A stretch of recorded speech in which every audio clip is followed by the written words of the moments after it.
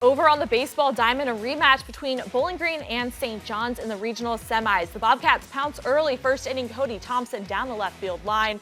He brings in 1 run, his 20th RBI on the season, as Bowling Green gets on the board first. Third inning infielder J.P. Wagner, base hit to right. Carson Toth, he's booking it around the bases. He scores all the way from first. RBI double for Wagner, and it's a 1-run ball game. We head to the bottom of the 6th.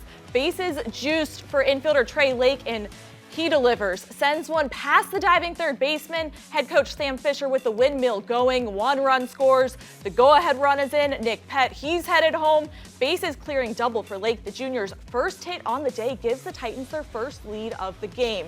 St. John's with the come-from-behind win, 6-3 the final, thanks to the Titans' clutch hitting. Well, first, I want to thank my teammates for getting on base.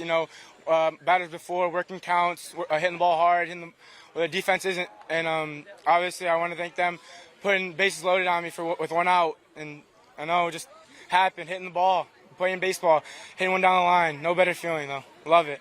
The thing that we look at as a staff is how they are with each other, how they respond to moments like this earlier. And they always respond together, and they always respond with each other. And proud of them for that.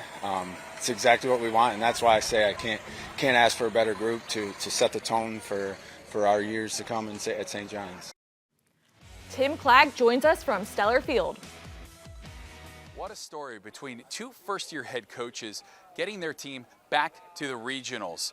For first-year head coach Sam Fisher at St. John's and first-year head coach at Bowling Green, Fred Riggs, these two have a long history together, assistant coaches in 2018 at Bowling Green High School, and they have a lot of respect for one another. For the 2nd straight game in a row, it was the 6th inning that was a difference maker, the rally for St. John's, and the biggest hit of the day by Trey Lake, the senior, with a bases clearing double to give St. John's their first lead of the day, and the lead for good at 6-3.